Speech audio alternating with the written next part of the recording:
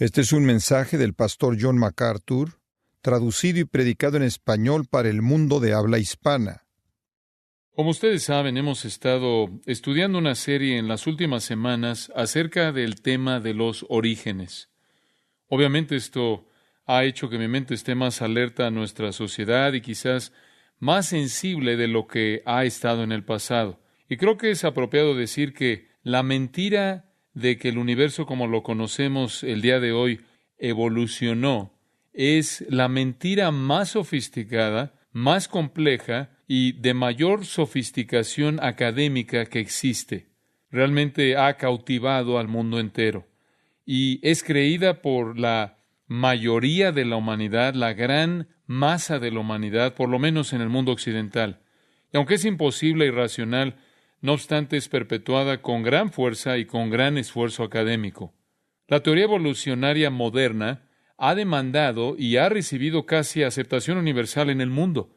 La teoría de que nadie creó el universo como lo es, sino que surgió por razones del azar y progresa a lo largo de cambios constantes, mutaciones y transiciona hacia arriba, hacia niveles más elevados de vida, de la simplicidad a la complejidad, siendo esto realizado de manera total por un proceso al azar, en esencia hace a un lado el pensamiento humano. Y supongo que esperaríamos que esas personas que rechazan a Dios y aquellas personas que rechazan la Biblia, esas personas que no aman al Señor Jesucristo, que no lo conocen, esas personas que aman el pecado, esas personas que no quieren un juez moral o una ley moral, esperamos que ese tipo de gente esté contento con una explicación tan cómoda de la manera en la que las cosas son. Y supongo que esa es la razón por la que es tan asombroso, tan sorprendente que esta mentira de la evolución haya dominado a la comunidad cristiana evangélica también. Teólogos y exegetas y comentaristas de la Biblia han considerado que es necesario tomar la explicación simple de la creación en Génesis capítulo 1 y básicamente negarla. Estaba leyendo esta tarde un comentario conocido, un comentario respetable del libro de Génesis, en el cual precisamente presentaba que la posición del autor dice que realmente esto no significa lo que dice. Dios realmente no quiso decir que hizo esto en 6 días. Él obviamente quiso decir algo más debido a que la ciencia nos ha dicho que esto no podría ser la manera en la que es. Francamente, no es fácil imponer la evolución en Génesis 1. Es una tarea muy difícil para cualquier comentarista o cualquier exegeta, porque no hay absolutamente nada en esa sección de las Escrituras, o realmente en ningún otro lugar de la Biblia, que dé lugar a una interpretación tan absurda como la evolución. No hay absolutamente nada en el texto de Génesis 1:1 al 2:3, en donde tiene usted el relato de la creación que en forma alguna describa algo que sea evolutivo. Como consecuencia, para que estas personas impongan la idea de la evolución en Génesis 1, tienen que negar el relato simple, directo, inequívoco, claro, histórico de la creación. Y tienen que reclasificar ese relato de la creación como alegoría, o como mito, o como leyenda, o como un estilo poético no literal. Ellos, para hacer eso, lo que hacen es que acomodan la Biblia a la evolución impía y racional imposible. Y lo vuelvo a decir, no hay nada en el texto para hacer que alguien concluya que esto es alegoría. No hay nada en el texto que de alguna manera sea poético en el idioma hebreo. No hay nada que se oiga como mito o leyenda. Y entonces inventan esas cosas para imponer la evolución impía en las Escrituras. Y usted hace la pregunta, ¿por qué la gente que dice ser cristiana hace eso? Bueno, hay varias razones. Número 1, es para ser aceptados en círculos académicos. Es muy importante si usted está en un contexto universitario, si usted está en un contexto académico, es muy importante que usted no sea un creacionista si usted quiere mantener su posición, si quiere un trabajo. En segundo lugar, la gente hace eso porque es ignorante de la verdadera ciencia. Realmente no entienden la ciencia y a dónde la ciencia puede ir y a dónde no puede ir. Y básicamente han sido engañados por la ciencia, llamada así de manera falsa. Y en tercer lugar, creo que pueden verse motivados de la misma manera en la que Darwin se vio motivado, y eso es por la ilusión de la apariencia. Darwin desarrolló todo este sistema en base a observaciones ilusorias que no tenían nada que ver con el ADN, nada que ver con genética, nada que ver con lo que realmente estaba pasando. Entonces, por esas razones, ser intimidado por la comunidad académica, ser intimidado por la ciencia falsa y, en cierta manera, ser algo intimidado por las ilusiones de observación que han sido transmitidas, ellos doblan la rodilla y adoptan la idea de la evolución, la cual está construida sobre el concepto de la uniformidad. Esto es lo que llamamos un concepto uniformitarianista. Esto es que todo simplemente continúa de la misma manera en este proceso largo de múltiples billones de años. Todo está progresando al mismo paso. Ellos ven uniformidad. Ellos observan que las cosas van a cierto lugar y extrapolan de eso que siempre han ido al mismo lugar y que por lo tanto debe haber comenzado con algo muy simple y avanzar al mismo paso, a la misma velocidad, hasta el punto que llegamos hoy. Ese proceso, suponen ellos, debe haber tomado 20 billones de años.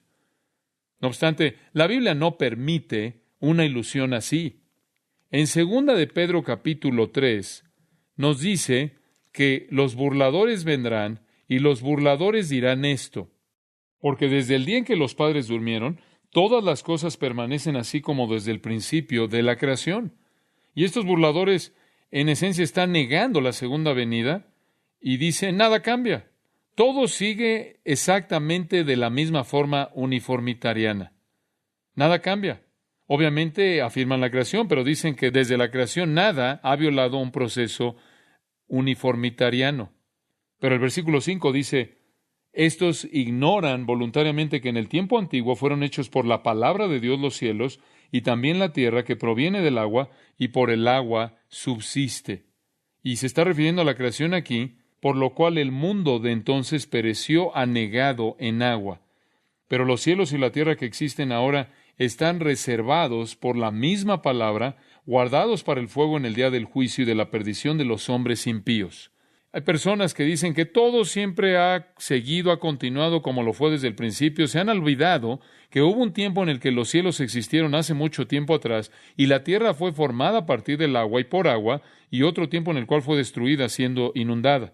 En otras palabras, Pedro está señalando el hecho de que no todo ha continuado a lo largo de un proceso uniformitarianista desde el principio, sino que más bien han habido dos acontecimientos cataclísmicos.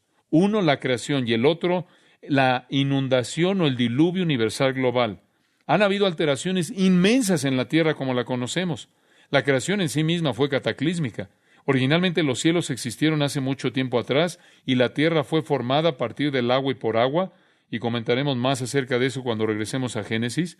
Y hubo un tiempo en el que el globo entero fue destruido, siendo inundado con agua, lo cual tuvo un impacto cataclísmico inmenso en la superficie de la tierra. Esta tierra no ha existido en un tipo de existencia uniformitarianista, sino que más bien dos cataclismos inmensos han afectado su condición actual, uno siendo la creación misma y el otro siendo el diluvio. Los uniformitarianistas dicen que los estratos en las rocas, los sedimentos en los estratos, los fósiles y el compañero químico del fechado geológico basado en el uniformitarianismo demandan una tierra que tiene billones de años de edad. Durante los principios del siglo XIX, la presuposición central del uniformitarianismo era que el presente es la clave del pasado. Esto es que todo siempre ha sido en el pasado como lo es en el presente. Y esto fue popularizado por James Hutton y Charles Lyell, quien a su vez influenciaron a Darwin. El uniformitarianismo es la creencia de que el origen y el desarrollo de todas las cosas pueden ser explicados exclusivamente en términos de las mismas leyes naturales y los mismos procesos vistos en operación en la actualidad. El uniformitarianismo ha sido la columna vertebral de la geología histórica moderna y es responsable por la suposición que es ampliamente aceptada de que la Tierra tiene billones de años de edad. Los uniformitarianistas insisten en que todas las características geológicas y formaciones que una vez se atribuyeron a cataclismos geológicos, ahora pueden ser explicados de manera satisfactoria mediante procesos ordinarios que operan a lo largo de periodos de tiempo inmensamente largos. Eso, en esencia, es su perspectiva. Scott Halls, escribiendo acerca del colapso de la evolución, nos dio esa definición. No obstante, los creacionistas han defendido y han realmente rechazado eso, diciendo que las evidencias geológicas no apoyan la uniformidad, sino el cataclismo. Y en particular, la superficie de la Tierra demuestra un cataclismo universal hidráulico masivo. Esto significa un cataclismo relacionado con agua. Y en la creación hubo literalmente una tierra que estaba cubierta por el agua, que fue prácticamente reformada cataclísmicamente en el tiempo del diluvio, y hubo un diluvio que cubrió la tierra, de nuevo teniendo un efecto inmenso en su formación. Dos teólogos y científicos muy importantes, Henry Morris y John Whitcomb, prácticamente presentaron evidencia a partir de procesos naturales conocidos, incluyendo el acarreo hidrodinámico de agua de diluvio, para demostrar la necesidad de un diluvio universal para explicar las estructuras geológicas actuales de la Tierra, las cuales no pueden ser explicados a partir de procesos actuales lentos.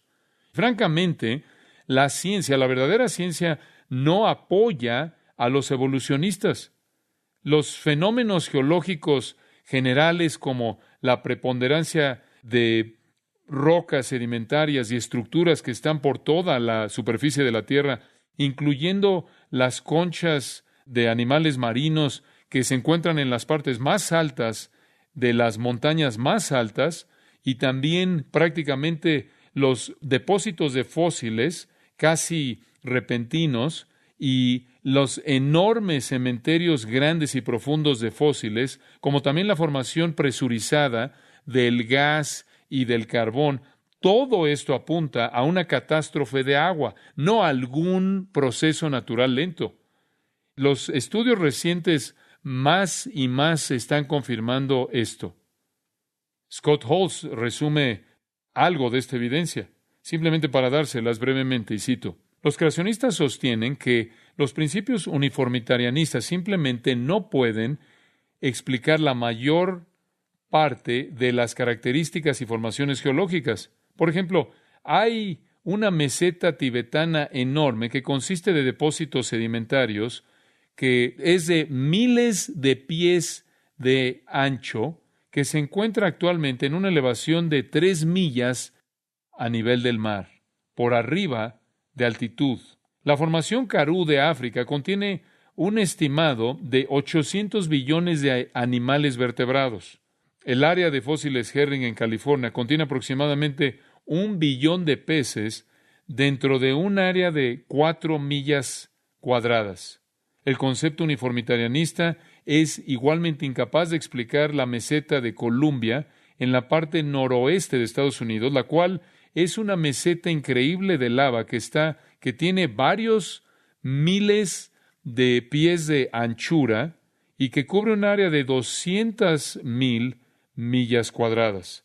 El uniformitarianismo tampoco puede ofrecer una explicación razonable para los conceptos importantes geológicos, tales como la construcción o edificación de montañas. Fin de la cita. Y sigue, y no los voy a aburrir con esto.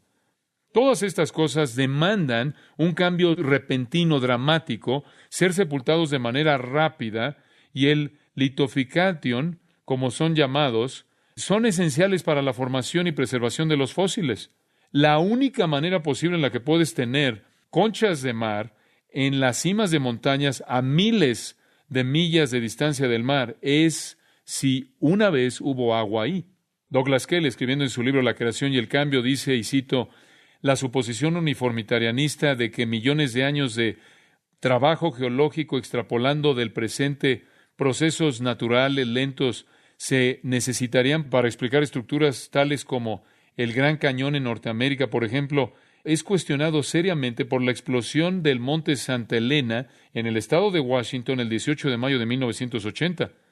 Una energía masiva equivalente a 20 millones de toneladas de dinamita destruyó 400 kilómetros cuadrados de bosque en 6 minutos, cambiando la faz de la montaña y prácticamente sacando de las profundidades tierra y roca, dejando formaciones no diferentes del Gran Cañón.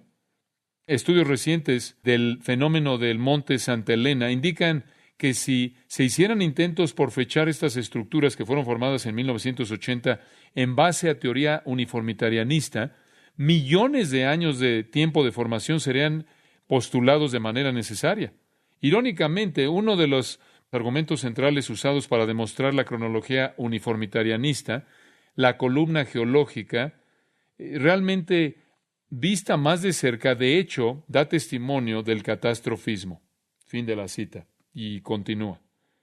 Hay otros indicadores interesantes de un universo joven. Uno que me parece fascinante es el asunto del polvo en la Luna. Antes de que el hombre llegara a la Luna, se asumía por parte de algunos científicos que estaban comprometidos con el paradigma que involucraba que la Luna probablemente tenía 3.5 billones de años de edad, que habría una capa de polvo muy gruesa en la Luna. Un escritor, R.A. Littleton, un astrónomo y consultor del Programa Espacial de Estados Unidos, escribió lo siguiente, y cito: la superficie lunar está expuesta a los rayos solares directos y a fuerte luz ultravioleta y rayos X, y pueden destruir las capas de la superficie de roca expuesta y también reducirlas a polvo a una velocidad de menos de decenas de miles por pulgada por año. Pero inclusive esta cantidad diminuta podía, durante la época de la Luna, ser suficiente para formar una capa de varias millas de profundidad. Su teoría era que la Luna tenía varias millas de profundidad de polvo. Entonces, se nos dijo que el astronauta Neil Armstrong leyó de esto y estaba muy preocupado de que cuando saliera de la nave espacial se podría hundir para siempre en un mar prácticamente sofocante de polvo. Por otro lado, él encontró muy poco polvo. Si los cálculos que indican la tasa de acumulación de polvo fueran precisos, no hubieran habido 1 billón de años de polvo. Ni siquiera hubieron 1 millón de años de polvo. De hecho, solo había unos cuantos miles de años de polvo si el polvo es formado de esa manera mediante la luz ultravioleta del sol. Algo más interesante tiene que ver con el petróleo.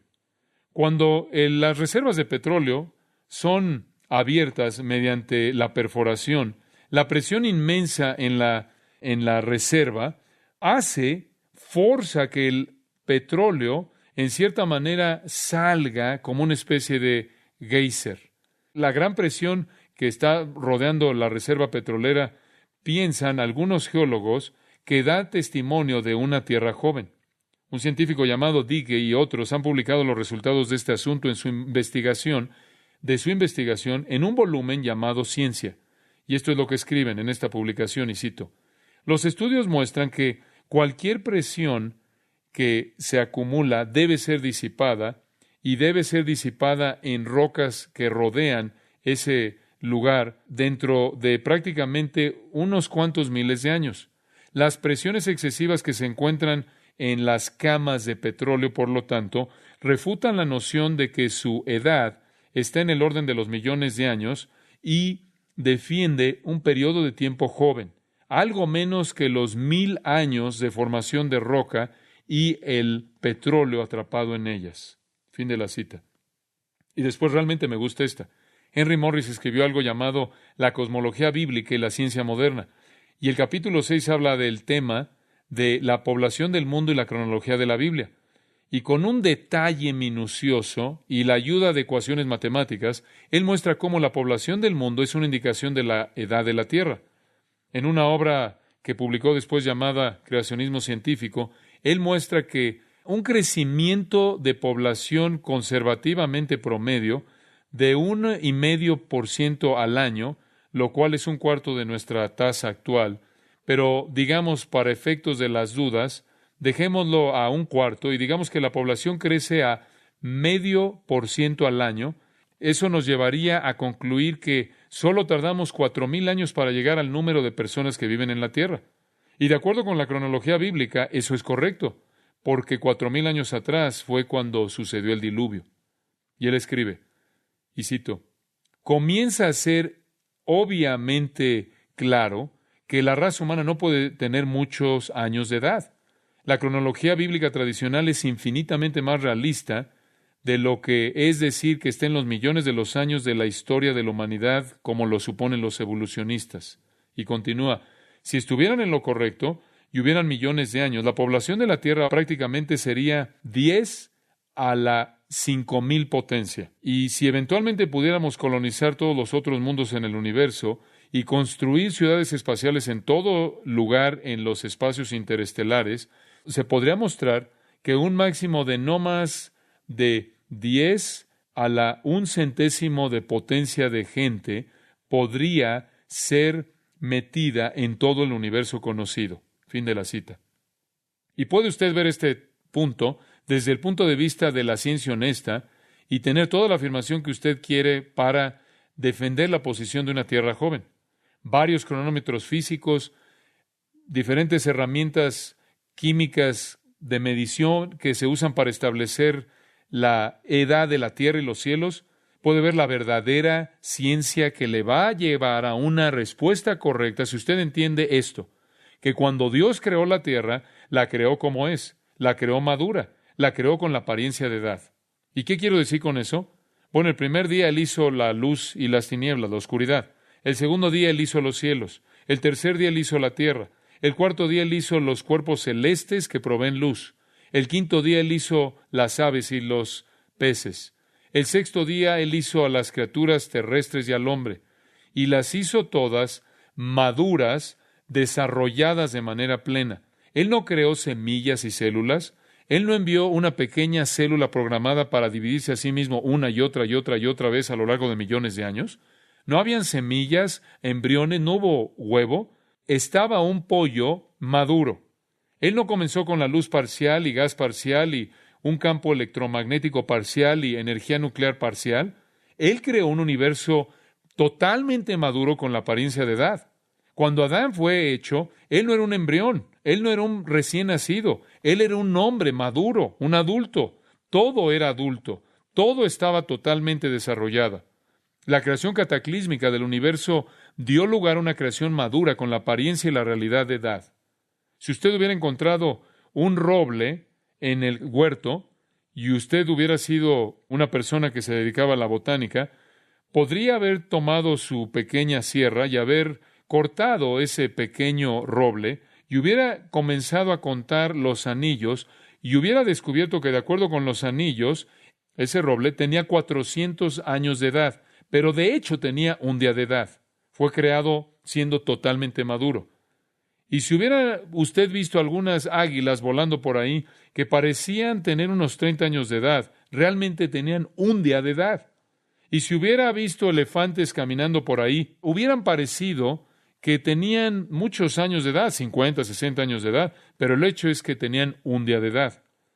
Y con las montañas que rodeaban ahí el lugar, y usted hubiera visto esas montañas, podría haber supuesto que las montañas y los cañones que estaban ahí a su alrededor, y los valles y los montes, habrían sido formados por años de agua y viento y erupciones volcánicas y temblores, y el hecho es que todo fue hecho en un día. Y si usted hubiera visto los cielos como lo hizo Adán, y hubiera visto el inmenso cielo arriba de usted, y se hubiera preguntado cuánto tiempo había estado ahí, la respuesta habría sido 48 horas. Fue algo así como Jesús convirtiendo el agua en vino y no hubo proceso. Él simplemente convirtió agua en vino, creación instantánea en una milésima de segundo. Ahora, como lo hemos señalado a lo largo de estas series, la evolución es imposible porque nadie, por nada, es igual a todo, es imposible.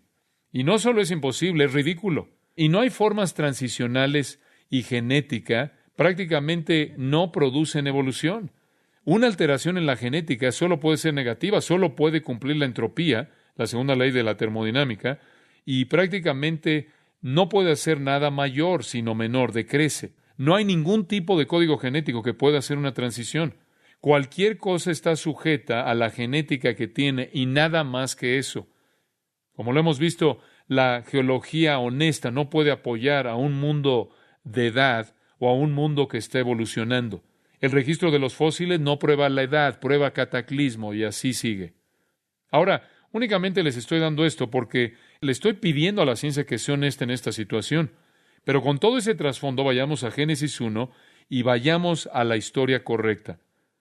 ¿Cómo comenzó el universo? ¿Cómo llegó el universo a ser lo que es ahora? Aquí está, versículo 1. En el principio creó Dios los cielos y la tierra. Los hebreos no tenían palabra para el universo. Tenían una frase para el universo, y la frase para el universo que los hebreos usaban era los cielos y la tierra. Simplemente significa el universo. En el principio creó Dios, creó Bará ex nihilo, de la nada, el universo, sin ningún material que existía previamente, ninguna energía que existía previamente. Dios creó el universo entero. Ahora, Dios no tenía origen. Esa es la razón por la que en Éxodo 3:14 Él dice, yo soy el que soy. Él es el eterno. Él, el eterno, no siempre fue el creador, pero en algún punto en la eternidad se volvió el creador. Ahora hicimos la pregunta en la última ocasión, ¿cómo creó? Y la respondimos por su palabra. Versículo 3, y dijo Dios, sea la luz. Versículo 6, luego dijo Dios, hay expansión en medio de las aguas. Y versículo 9, dijo también Dios, júntense las aguas, y así sigue. Y Dios creó simplemente hablando y todo existió. Así creó. ¿Y cuándo creó? Él creó en 6 días, alrededor de 6,000 años atrás, quizás un poco más de eso, pero ciertamente bajo los 10,000 y cerca de los 6,000 años. Ahora, la pregunta que no respondí la última vez fue ¿por qué creó? Y claro, la primera respuesta es porque quiso. Y esa es la mejor respuesta y la más veraz. La siguiente respuesta es ¿por qué quiso hacerlo? Y la respuesta a esa pregunta es bastante obvia. Quiso hacerlo porque quiso desplegar su gloria, y la creación le dio otra oportunidad para desplegar su gloria a los ángeles celestiales, como también a la humanidad, que llegaría a valorar su gran poder creador. En Apocalipsis 4:11 dice, Señor, digno eres de recibir la gloria y la honra y el poder, porque tú creaste todas las cosas, y por tu voluntad existen y fueron creadas. Les dije que lo hizo porque Él quiso, lo hizo porque Él lo quiso hacer, y deseó hacerlo por la misma razón que eternamente en su presencia Él será alabado y glorificado por este inmenso despliegue de poder creador, lo cual despliega su majestad y su naturaleza. En Isaías 43, versículo 7, Él dice, lo hice para mi gloria, lo hice para mi gloria. Y dentro de esta creación Él hizo al hombre. Y para dar un paso más hacia adelante, Él no solo lo hizo para desplegar su gloriosa inteligencia masiva, su poder masivo, su sabiduría masiva, su inmenso amor de la belleza y complejidad, y sin embargo orden y sistematización. Y Él está desplegando tanto acerca de su naturaleza en su creación. Pero también en la creación se le dio la oportunidad, en virtud de la creación del hombre, para desplegar algo que de otra manera no podría haber desplegado. Y eso es su gracia y su misericordia. Y entonces lo hizo para desplegar su gloria, para mostrar su gloria, la gloria de su creación y la gloria de su redención. También podría decir usted que lo hizo para proveer una novia para su hijo.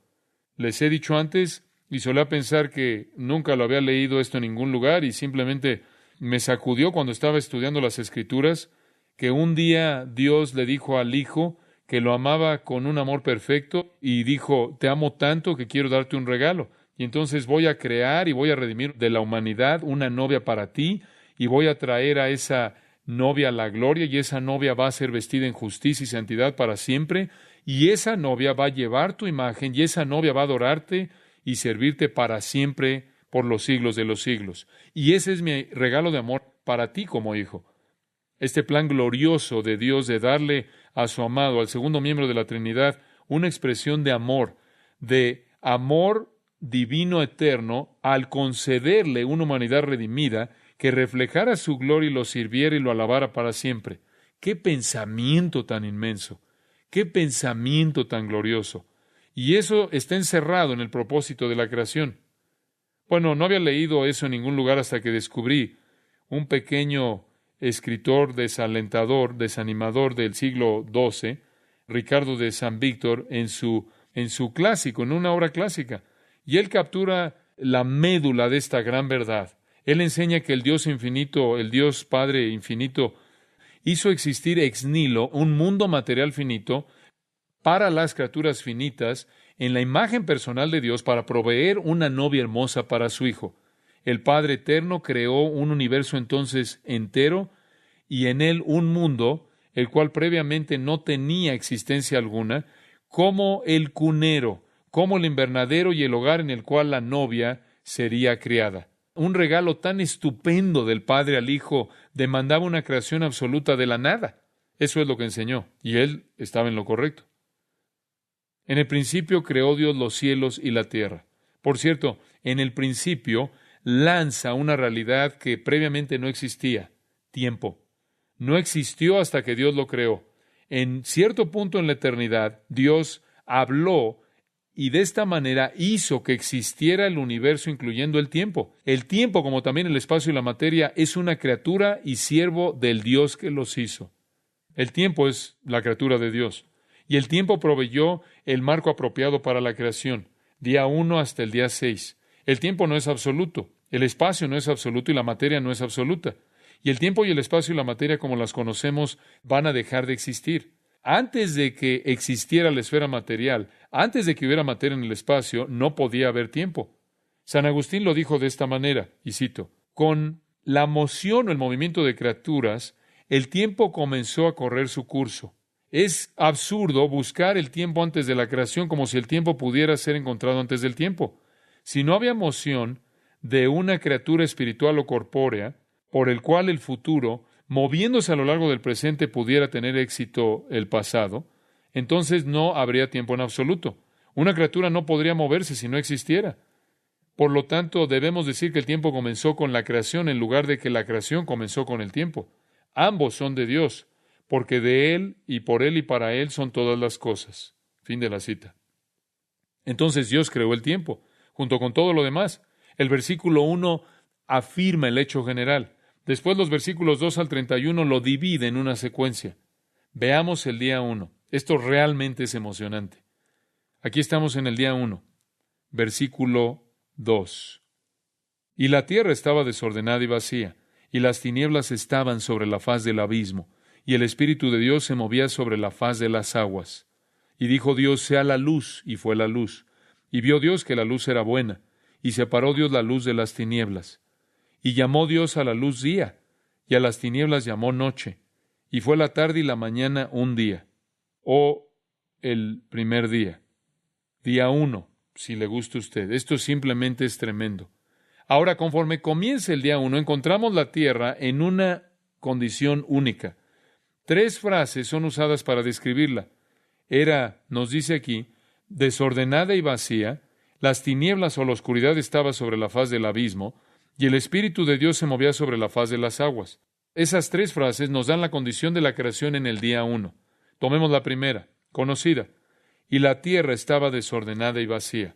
Ahora, por cierto, cada vez que en el hebreo el sujeto viene antes del verbo, tiene la intención de enfatizar algo nuevo acerca de él. Un hebreo podría traducirlo así: con respecto a la tierra, estaba desordenada y vacía.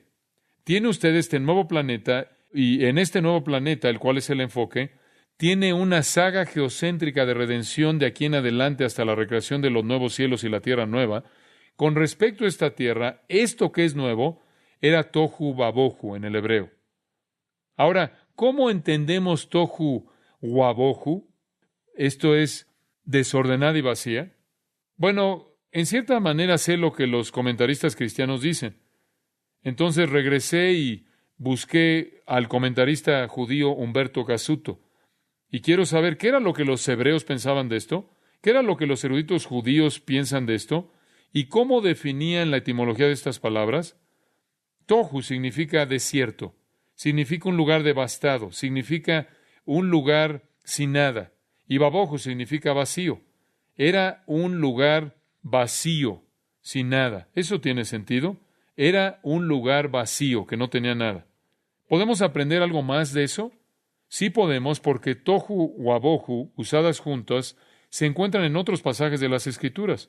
Obsérvenlo en Jeremías 4:23. Y esto es muy iluminador.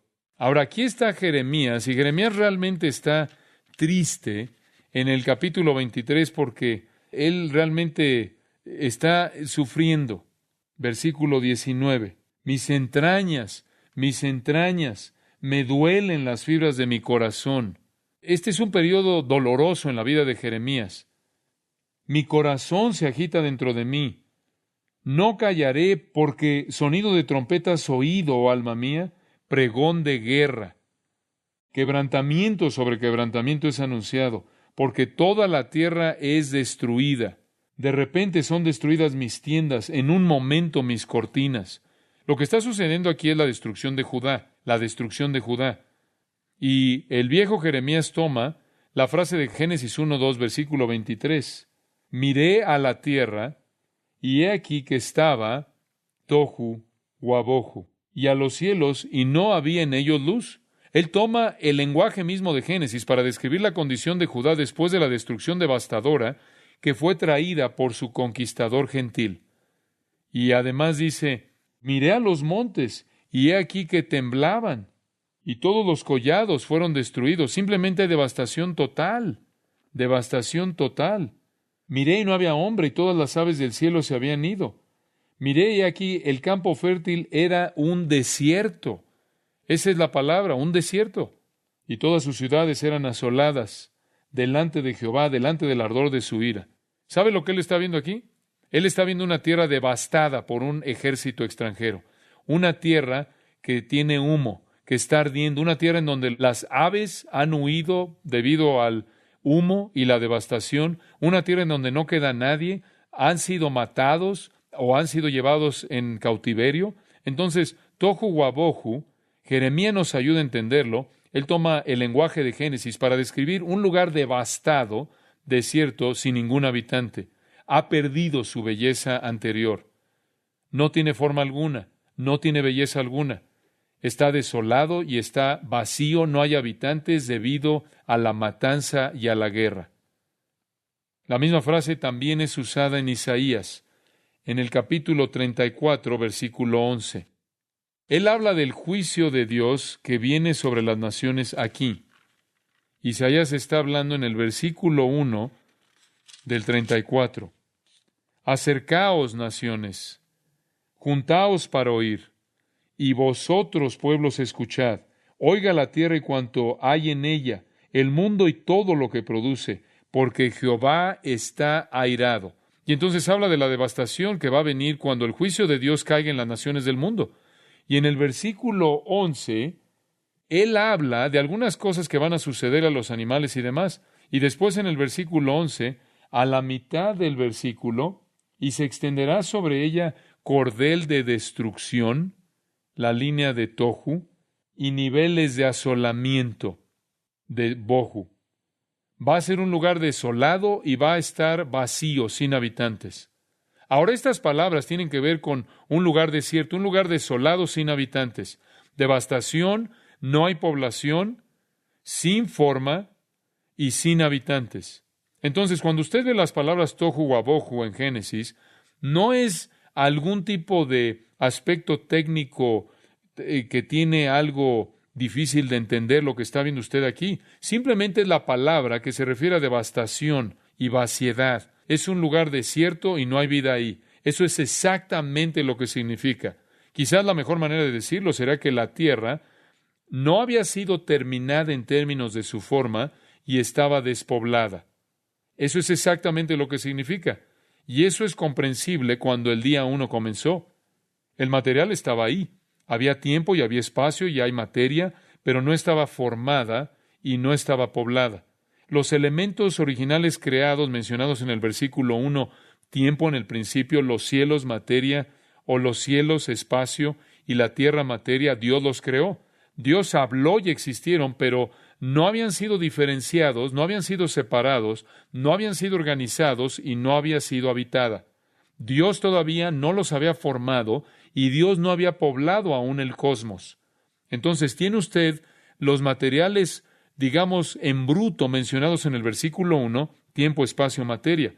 Son descritos en primer lugar como no terminados en términos de su forma y no poblados en términos de habitantes.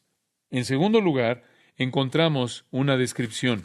El versículo 1 dice, y las tinieblas estaban sobre la faz del abismo. Y la razón de esto es que Dios no había creado la luz, y hasta este punto, a lo largo de la eternidad, no ha existido luz creada. No hay luz creada. Todo era tinieblas, oscuridad. La tierra entonces, en esta forma, digamos, sin forma hasta cierto punto, sin habitantes, está inmersa en oscuridad total, absoluta. No hay luz en absoluto.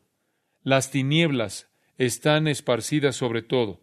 Eso es lo que dice, sobre la superficie. No dice la tierra, sino del abismo. Y bueno, eso es interesante. Eso introduce otro componente aquí. ¿Qué es el abismo? El abismo primeval. El abismo es un sinónimo usado en las Escrituras para el mar. De hecho, observe más adelante en el versículo 2, las tinieblas sobre la faz del abismo y el Espíritu de Dios se estaba moviendo sobre la faz de las aguas. Y aquí Dios, a través del Espíritu Santo, define el abismo como agua. La palabra abismo es usada como un sinónimo para el mar. Puede ver eso, por ejemplo, en Isaías 51, 9 y 10. Entonces, ¿qué tenemos aquí? Tenemos a la tierra inmersa en oscuridad, lo cual al tocar la superficie de la tierra, toca la superficie del agua. Entonces, la tierra está cubierta con agua. La superficie entera de la tierra es agua. Es un abismo, es un mar, es un océano global que está rodeado por oscuridad universal. Se hace referencia a esto también en el Salmo 104, versículos 5 y 6. Él fundó la tierra sobre sus cimientos, no será jamás removida. Con el abismo como con vestido la cubriste, sobre los montes estaban las aguas. Y dice que las aguas estaban cubriendo los montes. La tierra no formada literalmente estaba cubierta de agua. En un sentido, este es como un alfarero que quiere moldear una vasija hermosa y después llenarla, pero para usarla primero toma una bola, digamos, un pedazo de arcilla, lo coloca ahí en la rueda para moldear y poderla así moldear para que pueda cumplir el propósito que tiene en mente. Entonces Dios, en primer lugar, toma el material en bruto y es una mezcla de elementos cubiertos con agua existiendo en una oscuridad universal, esto antes de que empiece a darle forma. Y esto, por cierto, creo que es lo que Pedro quiso decir en 2 de Pedro 3:5, cuando dice que la tierra fue formada del agua. La tierra fue formada del agua, desde el agua, y por agua. Claro, eso se refiere al diluvio. Proverbios 8:27 dice que Él dibujó un círculo sobre la faz del abismo. En primer lugar, la materia se volvió esférica. Entonces Dios tenía esta bola de elementos que constituirían la tierra cuando la moldeó y estaba inmersa en agua, estaba rodeada en agua.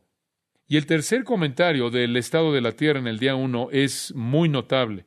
Y el Espíritu de Dios se movía sobre la faz de las aguas. Me encanta esta palabra, se movía. Es la palabra estaba revoloteando. Sobre este material no formado, este material sin vida, que está inmerso en agua y está inmerso en oscuridad, estaba revoloteando el Espíritu de Dios, Ruach Elohim, Dios el Espíritu. Y esto indica un cuidado de supervisión, un cuidado divino. Job 33:4 dice, el Ruach Elohim, el Espíritu de Dios me ha hecho y el aliento del Todopoderoso me da vida. Esta palabra revoloteando, se movía, es una palabra hermosa. Si quiere comparar su uso, para darle una analogía, puede ir a Deuteronomio 32:11, simplemente escríbalo por ahora, y encontrará ahí que es usada para describir a los aguiluchos, águilas pequeñas en un nido, y los aguiluchos no son capaces de alimentarse a sí mismos, no son capaces de defenderse a sí mismos, son incapaces de sobrevivir, incapaces de vivir, incapaces de desarrollarse y crecer. Totalmente dependientes del cuidado de los padres que están revoloteando sobre ellos, proveyéndoles alimento y protección y calidez para que puedan sobrevivir y vivir y crecer y desarrollarse. Y eso es precisamente el retrato que se ve aquí, porque la misma palabra hebrea es usada del Espíritu Santo revoloteando sobre esta masa de materia en el espacio que no está desarrollada, no está formada, no tiene vida, cubierta por agua, está hundida en la oscuridad. Y el Espíritu de Dios está revoloteando sobre la superficie de esta tierra. El Espíritu de Dios está moviéndose sobre las aguas. Escuche, ese es un detalle importante en el relato de la creación y no uno pequeño. Demuestra, por un lado, que la perspectiva del mundo bíblica de Dios, la cosmovisión bíblica de Dios, es que Él está involucrado directamente en su creación. Su mano nunca se levanta de los elementos y el trabajo del orden material. Su presencia ahí está supervisando, está revoloteando sobre eso. Esta es la antítesis de este deísmo filosófico que dice que Dios es como el originador de la creación, que simplemente le dio cuerda y después se fue. O el dualismo teológico que ve un espacio entre un Dios bueno y un espíritu y un mundo malo y materia mala. Pero más bien usted tiene al Dios vivo supervisando, revoloteando, moviéndose encima de las aguas, estando directamente a cargo del proceso entero de la creación. Usted va a lo largo de la Biblia y va a descubrir que el Espíritu de Dios es la fuente de toda la vida. Por su Espíritu Él ordenó los cielos, dice en Job 26. El Salmo 33 como el aliento de Dios está en mí, y muchas otras escrituras. Por la palabra del Señor, Salmo 33:6, los cielos fueron hechos y todo su ejército, y por el ruaj de su boca, el espíritu de su boca, y muchas otras escrituras. Entonces, el Espíritu de Dios provee la energía para formar y organizar y traer vida. Esta es la obra de Dios. Lo primero que sucede de manera creativa después del material original está en el versículo 3, día 1. Y dijo Dios, sea la luz, y fue la luz. Ahora, los científicos pueden estar ahí debatiendo y pensando por décadas y siglos tratando de entender de dónde vino la luz, y todo lo que necesita usted es un versículo. No había luz. Dios dijo, sea la luz, y fue la luz. Aquel que hizo que existiera la luz creada, el que de acuerdo con 1 Timoteo 6:16, que vive en luz inaccesible, mandó que la luz creada existiera en el lugar donde solo había oscuridad y la luz existió. De nuevo Douglas Kelly dice, y cito, el hablar y hacer que existiera la luz creada es lo primero en una serie de 3 separaciones logradas por el Creador, las cuales fueron esenciales para hacer que el caos fuera un cosmos. En el día 1 la luz separa al día y a la noche. El día 2 el firmamento separa las aguas de arriba de la tierra, constituyendo una atmósfera o un espacio de respiración. En el día 3 las aguas abajo de los cielos son recolectadas en los mares y de esta manera separadas de la tierra seca. Estas 3 separaciones muestran la mano poderosa de Dios moldeando y organizando la masa de agua oscura en la dirección de un huerto hermoso, un lugar donde vivir, un lugar hermoso donde vivir para las plantas, animales y la humanidad. Fin de la cita. Con la creación de la luz fue establecida una sucesión cíclica de días y noches, periodos de luz y periodos de oscuridad. Como veremos, viendo aquí en el versículo 5, Él llamó la luz día y llamó a las tinieblas noche. Y tiene usted ahí el ciclo de noche y día. Eso significa que la Tierra inmediatamente comenzó a rotar sobre su eje y había una fuente de luz de un lado de la Tierra que correspondía al Sol, el cual no fue creado sino hasta después, y había oscuridad del otro lado de la Tierra también. Dios creó la luz y hubo luz simplemente porque Dios dijo que existiera. Oh Dios, creo que un hombre que viniera a arreglar varias cosas que estuvieran esparcidas en confusión en algún lugar oscuro, antes de que Él haga algo, prende la luz. Versículo 4, y vio Dios que la luz era buena. Dios vio que la luz era buena. Ahora esa declaración es repetida en el versículo 10, versículo 12, versículo 18, versículo 21, versículo 25 y versículo 31. Todo lo que Dios creó fue bueno, ¿no es cierto? Todo lo que Dios creó fue bueno. Y al final de esto, versículo 31 lo resume. Y vio Dios todo lo que había hecho, y he aquí que era bueno en gran manera. Ahora, las obras del Creador solo podrían ser buenas, entonces eso no nos sorprende en absoluto. Todo lo que Él hizo fue bueno. Ahora, Dios, cuando Dios dice que es bueno, ese es un estándar bastante alto. Dios mismo es el estándar original de lo que es bueno, y Él dijo que era bueno, y si Él dijo que era bueno, es bueno. El estándar de bondad no está fuera de sí mismo. Hace mucho tiempo atrás, un hombre llamado Novaciano capturó este punto en una declaración del tercer siglo acerca de Dios. Escuche lo que él escribió en el tercer siglo, obviamente traducido en inglés, y cito: ¿qué es posible que usted dijera que es digno de Él? Él es más sublime que todo lo que es sublime, más alto que todas las alturas, más profundo que toda profundidad, más claro que toda luz, más brillante que todo el brillo, más espléndido que todo esplendor, más fuerte que toda fuerza, más poderoso que todo el poder, más hermoso que toda la belleza, más verdadero que toda la verdad, más duradero que todo lo que es duradero, más grande que toda majestad, más poderoso que todo poder, más rico que todas las riquezas, más sabio que toda la sabiduría, más amable que toda la bondad, mejor que todo aquello que es bueno, más justo que toda justicia, más misericordioso que toda misericordia. Toda buena virtud debe, por necesidad, ser menor que Él, quien es el Dios y fuente de todo. Fin de la cita. ¡Qué gran declaración! La bondad incomparable de Dios demanda que toda luz, tierra seca, mares, diferentes tipos de vida animal, todo lo que es, fuera bueno.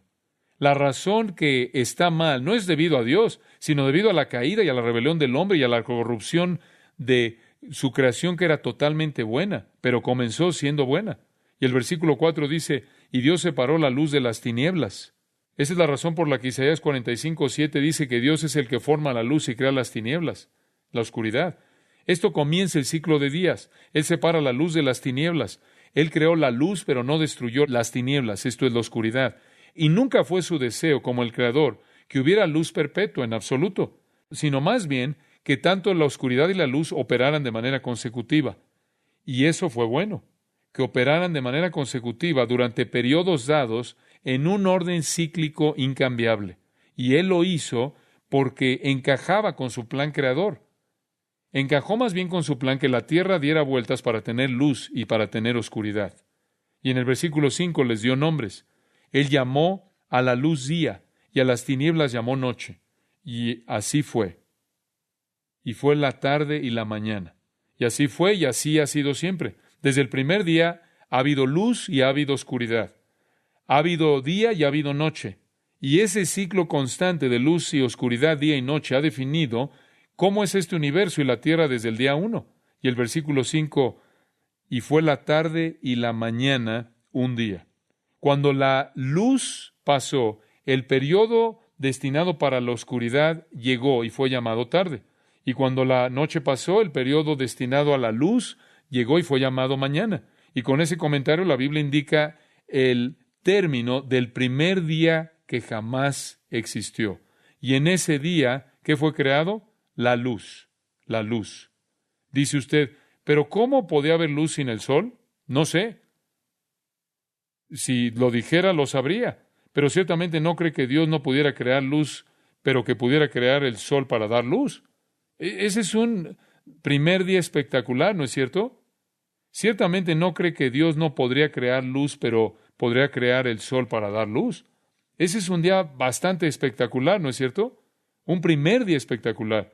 Simplemente en caso de que alguien pudiera pensar que este es un proceso evolutivo de manera enfática, dice en el versículo 5, y fue la tarde y la mañana un día. Esa es una traducción literal del hebreo. No 1.000.000 de años, un día, un ciclo de luz y noche, tarde y mañana, y la creación es lanzada. El poeta inglés llamado Juan Dryden, con una imaginación muy grande, escribió una canción para el día de Santa Cecilia, y la escribió, creo, alrededor de 1687. Y esta canción, una canción magnífica acerca de la creación, más tarde le fue expresada con música por George Frederick Handel. Voy a dejar la música a un lado y simplemente les voy a leer la letra. Esto es lo que Juan Dryden escribió con gran imaginación acerca de la creación. Cuando la naturaleza abajo de una gran multitud de átomos estaba, y no podía dejar su cabeza, una voz con tono fue oída desde arriba: levántate, tú más que muerto. Y después el frío y el calor, lo húmedo y lo seco, fueron ordenados a sus estaciones para que brincaran y llegaran ahí, y el poder de la música obedeció. De la armonía celestial, este marco universal comenzó. De armonía a armonía, a lo largo de todo el compás de notas corrió, el diapasón cerrándose en completo en torno al hombre, y llegó hasta concluir con el hombre. Y del poder de las palabras sagradas, las esferas comenzaron a moverse, y algo más bien de la alabanza del Creador a todos bendijo arriba. Y entonces, cuando la hora final y terrible devore, la trompeta será oída en alto, los muertos vivirán, los vivos morirán, y la música va a desintonizar el cielo. Fin de la cita. Esto es brillante, pero así será. Esta creación gloriosa, corrompida por la caída, algún día en su corrupción encontrará que dejará de existir así, después se creará un nuevo cielo y una nueva tierra para que nunca vuelva a conocer la corrupción. Hemos vivido aquí y bendecimos a Dios porque viviremos ahí. Padre, te damos gracias por el poder de tu palabra, por su claridad. Gracias por este relato directo, claro, de cómo comenzó todo el día 1. Apenas relativamente hace unos cuantos miles de años atrás, cuando tú hablaste y de esta manera existió la luz y tomaste el primer paso hacia crear el universo y la tierra como la conocemos ahora. Te damos toda la alabanza. Tú eres nuestro creador. Tú has hecho todo lo que ha sido hecho y sin ti nada de lo que ha sido hecho ha sido creado.